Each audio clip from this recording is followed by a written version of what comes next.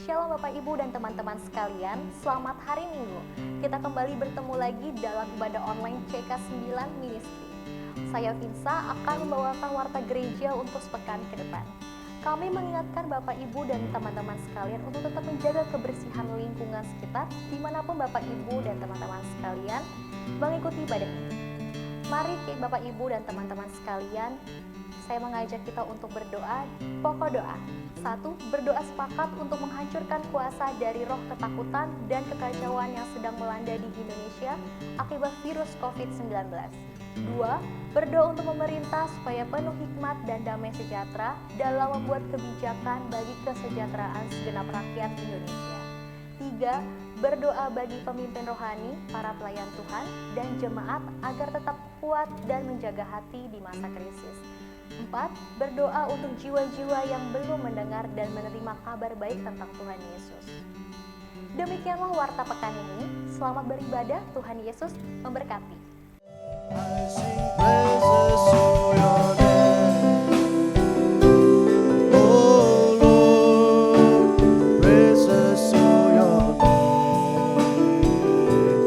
oh Lord, for your name is great and greatly to be praised.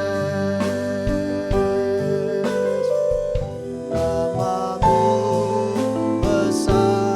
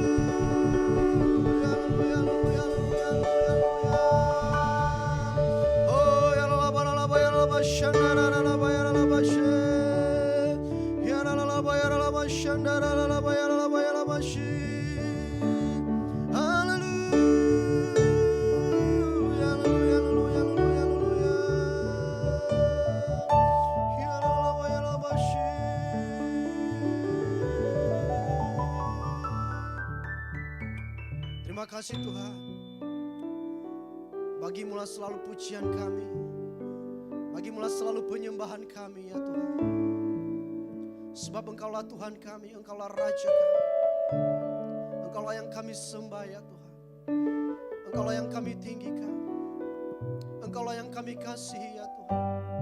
Engkaulah yang kami cari setiap waktu di dalam kehidupan kami. Terima kasih untuk hadirat Tuhan yang telah melawat, yang telah menjamah, bahkan yang telah menyembuhkan setiap kami. Bahkan yang telah memulihkan setiap keluarga-keluarga anak-anak-Mu ya Bapa. Terima kasih Tuhan. Kami rindu terus memuji dan memuliakan Engkau. Lebih dan lebih dan lebih lagi ya Tuhan. Dengan segenap hati kami, dengan segenap jiwa kami ya Tuhan. Sebab dengan apakah kami bisa membalas segala kebaikan Tuhan dalam kehidupan kami. Hanyalah pujian dan penyembahan kami. Sorak-sorai kami Tuhan. Untuk kemuliaan bagi nama-Mu ya Bapa. Terima kasih Bapa, terpujilah nama-Mu. Kami mau memuji Engkau lebih lagi. Dalam nama Tuhan Yesus Kristus. Haleluya. Sama-sama katakan amin. Salam Bapak Ibu, jemaat Tuhan yang sedang berada di rumah, yang sedang menikmati hadirat Tuhan. Saya mengajak kita sekalian bangkit berdiri. Mari kita memuji Tuhan dengan penuh sukacita dan penuh dengan sorak-sorai kepada Tuhan. Kita nyanyikan pujian, bersyukurlah kepada Tuhan. 1, 2, 3.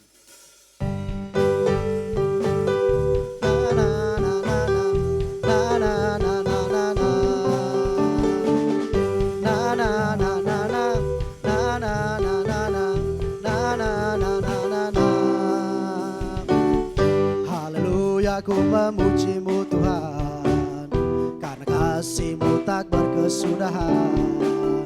Biar yang bernafas memuji Sang Raja, di atas gunung dan di dalam samudra.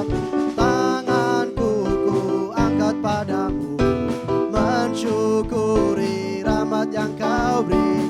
Kakiku melompat bagimu, sebab rahmat-Mu baru setiap pagi.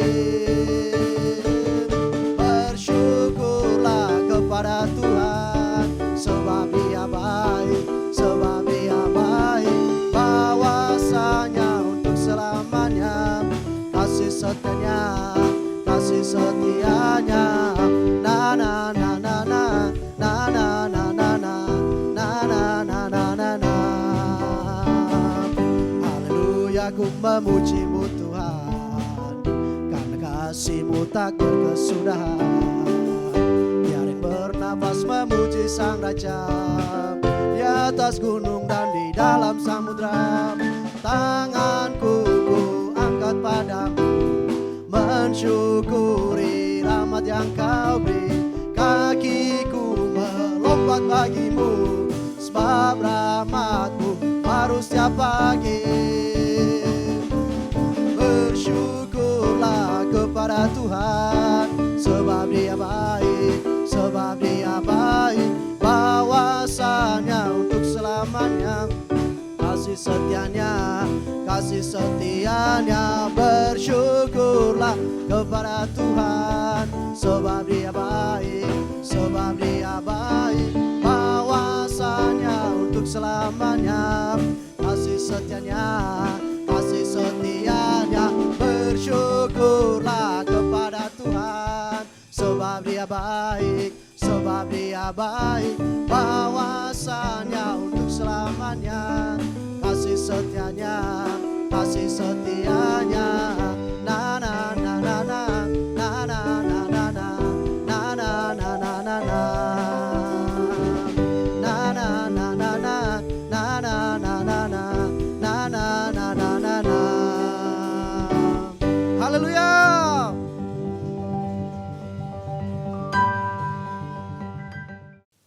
Shalom semuanya. Alkitab berkata bahwa Kristus telah mati karena dosa-dosa kita. Dia dikuburkan, tetapi pada hari yang ketiga Dia dibangkitkan. Setelah itu selama 40 hari Tuhan Yesus menampakkan diri kepada lebih dari 500 murid-muridnya untuk membuktikan bahwa Dia hidup. Dan dengan disaksikan oleh murid-muridnya, Tuhan Yesus terangkat ke sorga. Pesan terakhir Tuhan Yesus kepada murid-muridnya seperti yang tertulis dalam Kisah Para Rasul 1 ayat 8. Tetapi kamu akan menerima kuasa kalau Roh Kudus turun ke atas kamu, dan kamu akan menjadi saksiku di Yerusalem dan di seluruh Yudea dan Samaria dan sampai ke ujung bumi. Kalau saudara adalah murid Tuhan Yesus, berarti pesan ini juga buat saudara dan saya. Setelah Tuhan Yesus terangkat ke sorga, 120 murid-murid berkumpul di kamar loteng di Yerusalem. Mereka melakukan ini karena Tuhan Yesus memerintahkan agar mereka jangan pergi dari kota Yerusalem sebelum diperlengkapi dengan kuasa dari tempat tinggi. Apa yang mereka lakukan? Mereka semua bertekun dengan sehati dalam doa bersama-sama. Artinya mereka berdoa, memuji dan menyembah Tuhan dalam unity siang dan malam. Ini adalah prinsip restorasi Pondok Daud. Setelah 10 hari mereka melakukan itu, pada hari raya Pentakosta, tiba-tiba terdengarlah seperti tiupan angin keras di ruangan itu. Kemudian tampaklah lidah-lidah seperti nyala api, bertebaran dan hinggap kepada mereka masing-masing. Dan mereka dipenuhi dengan Roh Kudus, dengan tanda awal berbahasa roh. Setelah itu mereka dipakai oleh Tuhan untuk menjadi saksinya. Mereka melakukan amanat agung Tuhan Yesus. Peristiwa pencurahan Roh Kudus ini kita sebut sebagai Pentakosta yang pertama. Ku mau hidup seturut kehendak Tuhan. Ku mau memberi semua yang ku dapat berikan. Ku mau cinta Dia lebih dari semua. Ku tak dapat membalas kasih-Nya. Ku mau hidup seturut kehendak Tuhan. Ku mau memberi semua yang ku dapat berikan. Ku mau cinta Dia lebih dari semua. Ku tak dapat membalas kasih-Nya. Ku tak dapat membalas kasih-Nya. Ketika Tuhan Yesus ditanya oleh murid-muridnya mengenai tanda kedatangan Tuhan Yesus kembali dan tanda kesudahan dunia ini, salah satunya Tuhan Yesus menjawab dari Matius 24 ayat 14. Dan Injil Kerajaan ini akan diberitakan di seluruh dunia, menjadi kesaksian bagi semua bangsa. Dan sesudah itu barulah tiba kesudahannya. Jadi Tuhan Yesus akan datang kembali setelah Injil Kerajaan diberitakan di seluruh dunia, menjadi kesaksian bagi semua bangsa. Tuhan Yesus pasti datang kembali. Karena itu Tuhan Yesus memberikan tugas kepada kita, murid-muridnya, untuk menjadi saksi. Yaitu pergi dan menjadikan semua bangsa itu murid Tuhan Yesus. Ini yang disebutkan dengan amanat agung Tuhan Yesus. Untuk melakukan amanat agung Tuhan Yesus tidak bisa dengan kekuatan sendiri, tetapi dengan kuasa yang diberikan Roh Kudus kepada kita. Kalau kita merindukan kedatangan Tuhan Yesus, seharusnya kita melakukan amanat agung dengan sungguh-sungguh. Ada berapa banyak yang merindukan kedatangan Tuhan Yesus?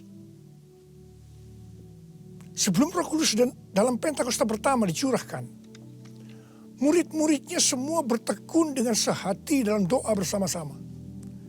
Hal ini juga dilakukan pada waktu menantikan pencurahan Roh Kudus di Azusa Street, Los Angeles, yang kita sebut sebagai Pentakosta kedua. Saya percaya ini juga berlaku untuk Pentakosta ketiga. Sebelum pencurahan Roh Kudus yang dahsyat dari Pentakosta ketiga, maka umat Tuhan semua harus bertekun dengan sehati dalam doa bersama-sama. Selama beberapa tahun terakhir, saya selalu bertanya kepada Tuhan, Tuhan, bagaimana untuk membuat umat Tuhan semua bertekun dengan sehati dalam doa bersama-sama. Tetapi yang luar biasa, hari-hari ini kita melihat bahwa dengan adanya pandemi COVID-19, Tuhan memaksa kita, umat Tuhan, agar kita semua bertekun dengan sehati dalam doa bersama-sama.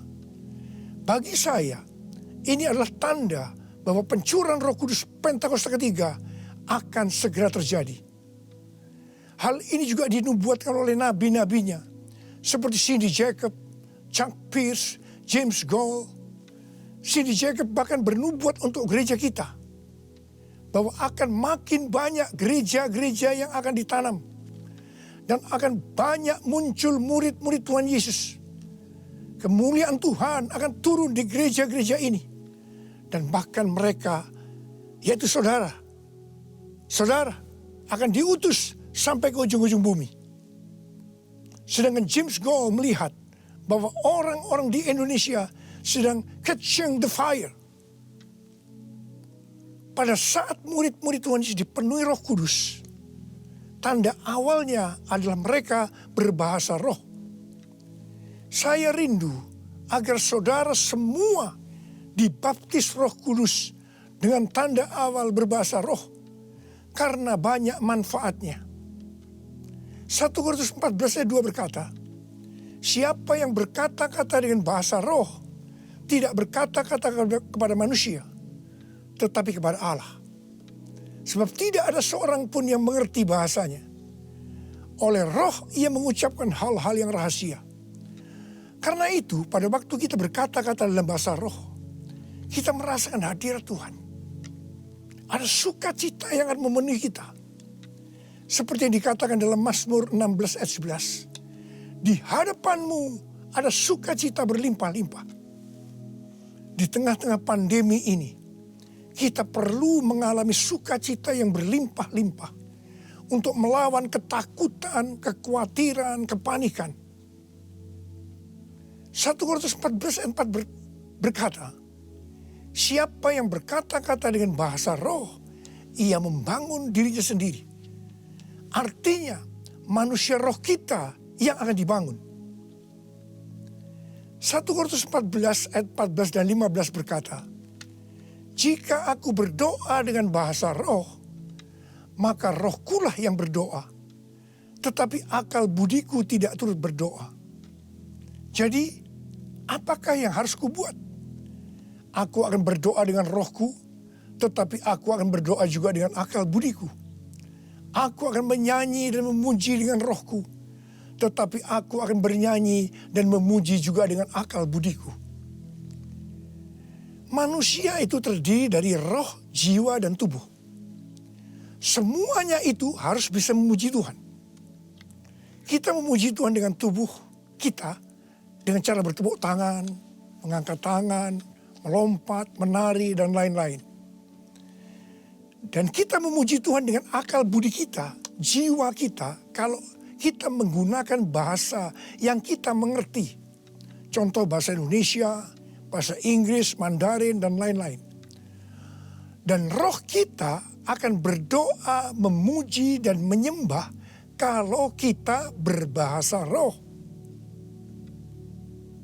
Kalau kita berkata-kata dalam bahasa roh, kita akan bisa berdoa, memuji, dan menyembah lebih lama dibandingkan kalau kita menggunakan bahasa yang kita mengerti. Karena itu sekali lagi saya merindukan agar semua saudara bisa berbahasa roh. Katakan amin. Apa yang terjadi setelah murid-murid dipenuhi dengan Roh Kudus sehingga membuat banyak orang bertobat? Hal yang pertama, Petrus berkhotbah sekitar 5 menit dan sekitar 3.000 orang bertobat dan dibaptis. Petrus berkhotbah dengan kuasa Roh Kudus. Menurut data dari PBB, pada zaman itu populasi dunia sekitar 300 juta orang. Sekarang penduduk dunia sekitar 7,8 miliar. Sehingga 3.000 orang waktu itu setara dengan sekitar 78.000 orang saat ini. Kita harus percaya bahwa sekali berkhotbah, 78.000 orang bertobat dan dibaptis. Dengan berkhotbah secara online, hal ini lebih mungkin terjadi. Hal yang kedua yang terjadi setelah murid-murid dipenuhi dengan Roh Kudus, sehingga membuat banyak orang bertobat, yaitu terjadinya tanda-tanda dan mujizat, sign and wonders. Para rasul dipakai oleh Tuhan untuk mengadakan tanda-tanda dan mujizat. Petrus dan Yohanes menyembuhkan orang lumpuh sejak lahir. Bayangan Petrus saja bisa menyembuhkan orang. Sapu tangan atau kain yang pernah dipakai oleh Paulus, jika diletakkan pada orang sakit atau orang yang dirasuk setan, maka orang itu akan sembuh. Tuhan Yesus berkata dalam Markus 16 ayat 15 sampai dengan 18, bahwa kalau kita pergi untuk memberitakan Injil, maka tanda-tanda dan mujizat, sign and wonder akan menyertai kita. Sejak tahun 2006, saya diperintahkan Tuhan untuk mengadakan kebaktian kesembuhan ilahi. Selama 14 tahun, saya sudah mengadakan 318 kali kebaktian kesembuhan ilahi. Setiap kali saya berkhotbah, pasti saya memberitakan Injil. Dan tanda-tanda dan mujizat terjadi. Saya diperkenankan oleh Tuhan untuk melihat dan mengalami mujizat seperti yang dilakukan oleh Tuhan Yesus 2000 tahun yang lalu. Pada waktu acara lawatan Roh Kudus Pulihkan Indonesiaku tanggal 29 Mei yang lalu, Cindy Jacob bernubuat bahwa Indonesia akan menjadi sangat penting dalam sejarah kekristenan. Mujizat-mujizat seperti orang buta melihat, orang tuli mendengar akan merupakan hal yang biasa yang akan terjadi di gereja-gereja lokal. Wow, orang-orang muda akan mendapatkan jubah mujizat. Ini adalah Pentakosta yang ketiga. Haleluya. Hal yang ketiga yang terjadi setelah murid-murid dipenuhi dengan Roh Kudus, sehingga membuat banyak orang bertobat, yaitu cara hidup jemaat berubah. Yang pertama, mereka bertekun dalam pengajaran rasul-rasul dan dalam persekutuan. Ini bisa diartikan mereka suka membaca Alkitab. Judul Mazmur 119 yang merupakan pasal dengan ayat terpanjang dalam Alkitab adalah bahagianya orang yang hidup menurut firman Tuhan. Jadi orang yang hidup sesuai dengan firman Tuhan itu akan berbahagia. Dalam pandemi COVID-19, kita harus banyak membaca, merenungkan, dan melakukan firman Tuhan agar supaya kita berbahagia. Sehingga kita bisa mengatasi segala dampak yang buruk akibat pandemi COVID-19. Mazmur 119 ayat 105 berkata, "Firman-Mu itu pelita bagi kakiku dan terang bagi jalanku." Firman-Mu pelita bagi kakiku, terang bagi jalanku. Firman-Mu pelita bagi kakiku, terang bagi jalanku. Waktu ku bimbang dan hilang jalanku, tetaplah Kau di sisiku. Dan takkan ku takut asal Kau di dekatku, besertaku selamanya.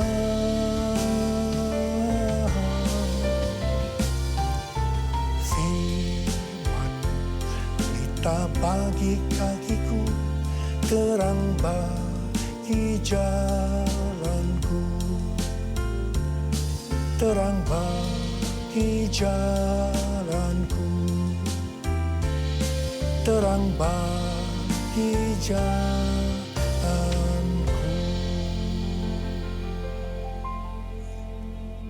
Tuhan memberikan tema tahun 2020 adalah tahun dimensi yang baru.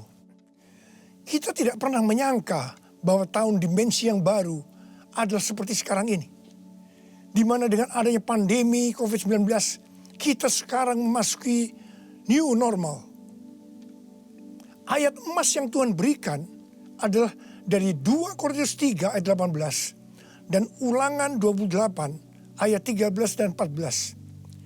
Melalui 2 ayat emas ini, Tuhan berkata bahwa kalau kita makin serupa dengan gambar Yesus, yang berarti kemuliaan Dia di dalam kita semakin besar, maka berkat secara jasmani yang akan kita terima akan semakin besar. Kita diberkati untuk menjadi berkat. Katakan amin. Engkau diangkat menjadi kepala dan bukan ekor. Engkau akan tetap naik dan bukan turun. Wow. Tanggal 1 Januari 2020. Saya digerakkan oleh Roh Kudus untuk berkata bahwa memasuki tahun 2020 dalam bekerja mencari nafkah tidak bisa dengan cara yang lama, tetapi harus menuruti firman Tuhan. Tuntunan Tuhan. Ternyata hal-hal ini yang sedang terjadi. Kita sedang memasuki resesi ekonomi secara global. Cara-cara yang lama dalam bekerja sudah tidak bisa dipakai lagi. Kita harus bekerja menurut tuntunan firman Tuhan. Kita harus peka terhadap suara Tuhan. Untuk itu kita harus menjadi serupa, makin menjadi serupa dengan gambarnya. Orang yang menjadi serupa dengan gambarnya itu adalah murid Tuhan Yesus. Dengan goncangan ekonomi global yang sedang terjadi saat ini, banyak dari generasi milenial dan generasi Z harus menghadapi kenyataan bahwa betapa rapuhnya budaya mereka dan kehidupan yang dibangun di atasnya. Padahal selama ini mereka begitu percaya diri dan bahkan sombong. Maaf. Mereka merasa tidak perlu melibatkan Tuhan. Tidak perlu bertanya kepada Tuhan. Dalam sebuah resep kesuksesan. Sekarang mereka akan tergoncang. Karena itu saya percaya bahwa melalui pandemi COVID-19 ini, banyak orang-orang muda yang bertobat dari cara-cara yang lama. Mereka kalau mau diberkati dalam seluruh yang dikerjakan, engkau harus menjadi murid sehingga peka terhadap tuntunan Tuhan. Tidak salah kalau akan terjadi kebangkitan generasi Yeremia, yaitu anak-anak muda yang dipenuhi dengan Roh Kudus, cinta mati-matian kepada Tuhan Yesus, tidak kompromi terhadap dosa, dan akan memenangkan banyak jiwa.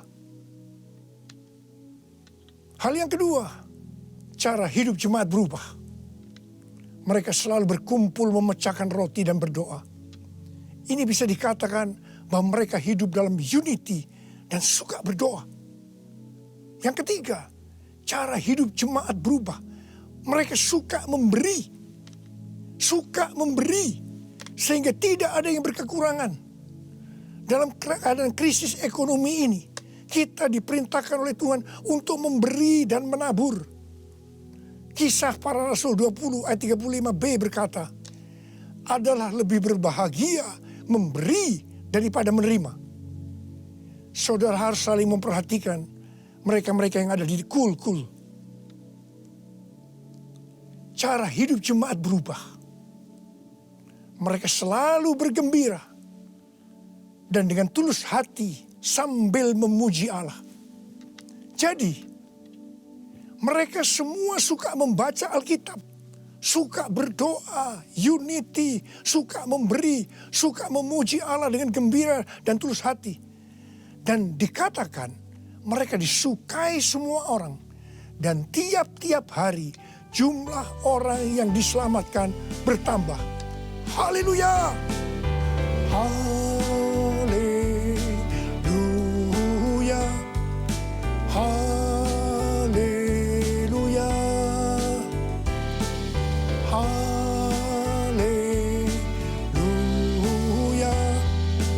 Haleluya!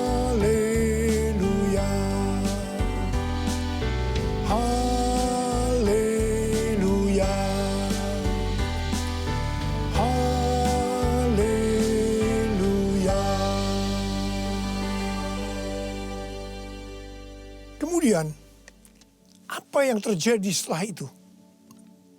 Goncangan terjadi.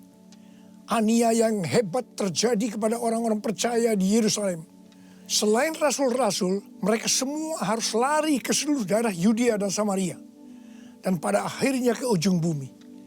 Mereka selama ini berada di zona nyaman di Yerusalem. Mereka biasa berkumpul dalam unity, membaca Alkitab, berdoa, dan memuji bersama-sama dengan sukacita. Suka memberi sehingga tidak ada yang berkekurangan. Mereka berpikir menjadi orang Kristen hanya seperti itu. Mereka lupa bahwa mereka harus pergi menginjil. Caranya bagaimana? Aniaya diizinkan oleh Tuhan. Saya percaya melalui goncangan pandemi COVID-19 ini, kita umat Tuhan yang selama ini ada di zona nyaman, juga akan dipaksa untuk melakukan amanat agung Tuhan Yesus, yaitu pergi menjadikan semua bangsa murid Tuhan Yesus. Katakan amin. Selain goncangan, juga terjadi perubahan paradigma dalam pelayanan. Selama ini murid-murid Tuhan Yesus mempunyai pengertian bahwa yang memperoleh keselamatan hanya orang-orang Yahudi saja. Tetapi dengan adanya pertobatan dari Kornelius yang bukan orang Yahudi, dan Roh Kudus turun ke atas mereka dan mereka berbahasa roh. Dengan perdebatan yang cukup panjang, akhirnya lewat kesaksian Petrus, para rasul dan seluruh orang percaya di Yudea dapat menerima bahwa keselamatan bukan hanya untuk orang Yahudi saja, tetapi untuk semua bangsa, termasuk bangsa Indonesia. Katakan amin. Dengan adanya pandemi COVID-19, kita juga mengalami perubahan paradigma dalam pelayanan kita. Yang tadinya kita beribadah di gedung gereja, kita berkumpul bersama-sama, bisa berjabatan tangan, saling berpelukan, menyatakan kasih kita, melakukan penumpangan tangan. Sekarang berubah total menjadi ibadah online. Bahkan ada yang tidak bisa melakukan online, sehingga tidak bisa beribadah. Kita memasuki new normal dan tidak bisa melakukan seperti hal-hal di atas. Kita tidak tahu dengan pasti bentuk ibadah kita selanjutnya. Tetapi yang Tuhan mau, kita bisa menerima perubahan paradigma dalam pelayanan ini. Karena sama seperti yang terjadi pada waktu itu, dengan adanya perubahan paradigma, justru terjadi penuaian yang jauh lebih besar. Itu juga yang akan terjadi pada kita pada hari-hari ini. Saya mau berdoa buat saudara. Mari angkat tangan saudara. Kita nyanyikan lagu ini bersama-sama. Curahkanlah kuasa-Mu Tuhan. Mujizat terjadi di tempat ini. Amin. Curahkanlah kuasa-Mu Tuhan. Mujizat terjadi sekarang ini. Curahkan dia Tuhan. Curahkanlah kuasa-Mu Tuhan. Mujizat terjadi di tempat ini. Haleluya. Curahkanlah kuasa-Mu Tuhan. Mujizat terjadi sekarang ini. Mujizat terjadi sekarang ini. Mujizat terjadi sekarang ini.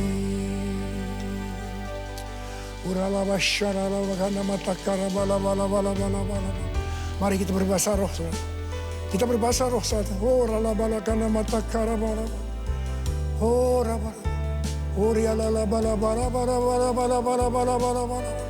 Oh Yesus, oh Yesus, Yesus.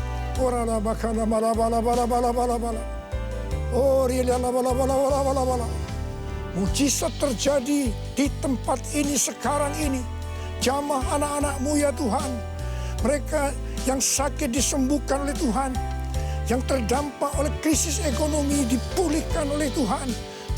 terima berkat Tuhan. Mujizat terjadi dalam hidupmu saat ini. Sembuh dalam nama Yesus. Sembuh dalam nama Yesus. Engkau akan dicukupkan, malah berkelimpahan di dalam segala hal. Terima.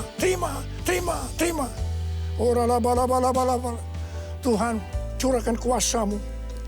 Pakai anak-anak-Mu semua nih Tuhan.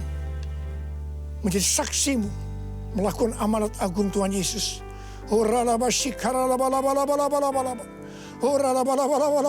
Tuhan, terima kasih. Perlindungan-Mu di masa pandemi ini buat anak-anak-Mu. Engkau mengasihi anak-anak-Mu semua. Kamu berdoa buat mereka. Kamu berdoa. Curahkan damai sejahtera-Mu pada mereka ya Tuhan. Terima kasih ya Bapak. Terima kasih Bapa. Dalam nama Yesus kami berdoa.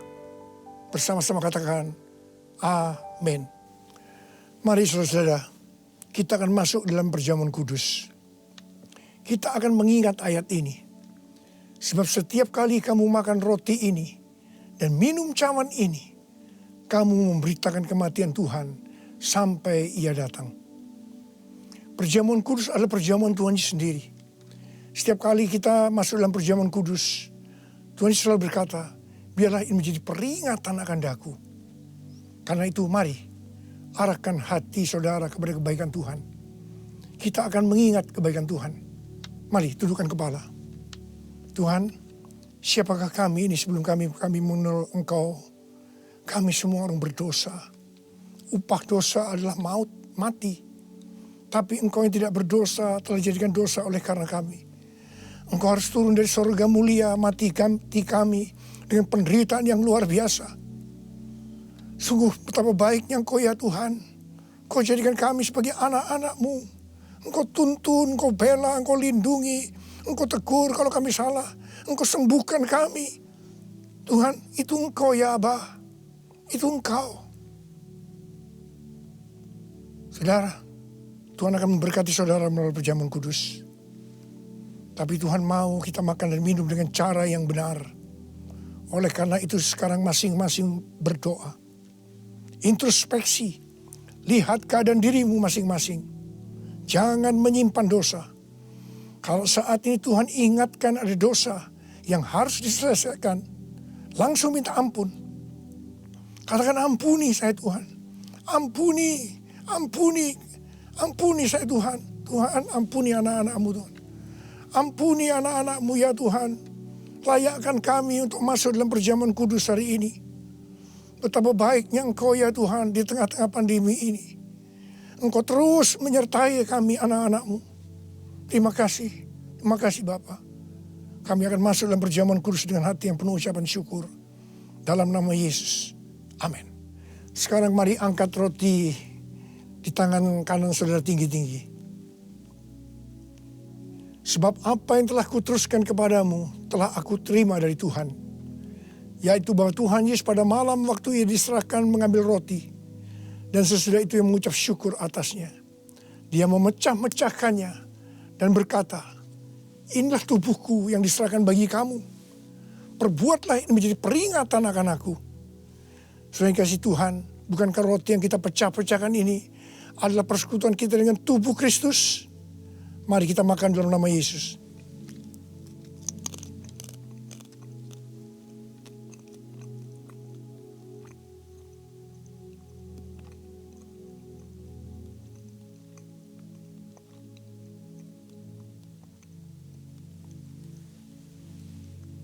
Sekarang angkat cawan di tangan kanan saudara tinggi-tinggi. Demikian juga ia mengambil cawan sesudah makan lalu berkata, cawan ini adalah perjanjian baru yang dimeteraikan oleh darahku. Perbuatlah ini setiap kali kamu meminumnya menjadi peringatan akan aku. Sudah dikasih Tuhan, bukankah cawan pengucapan syukur yang atasnya kita ucapkan syukur adalah persekutuan kita dengan darah Yesus. Mari kita minum dalam nama Yesus.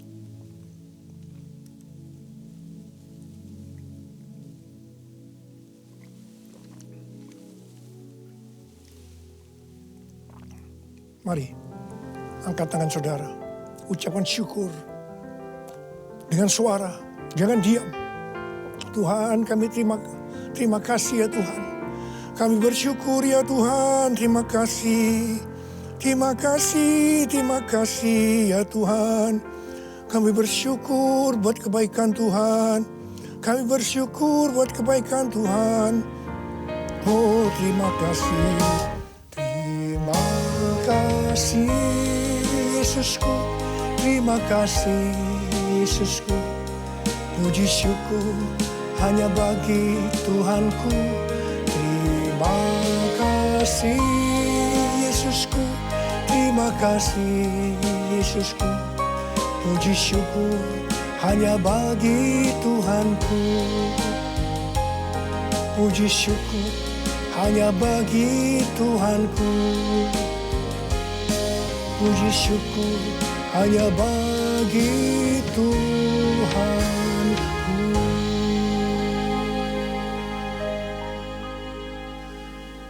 Angkat tangan saudara, terima berkat Tuhan. Pulanglah dengan berkat Tuhan. Kasih karunia yang berlimpah-limpah daripada Allah Bapa di dalam anak yang tunggal Yesus Kristus. Persekutuan yang manis dengan Roh Kudus menyertai saudara sekalian mulai hari ini sampai terus datang menjemput kita di awan-awan dan bahkan sampai selama-lamanya. Yang percaya bersama-sama katakan amin. Demikianlah ibadah online kali ini. Sampai bertemu di ibadah selanjutnya. Tuhan Yesus memberkati.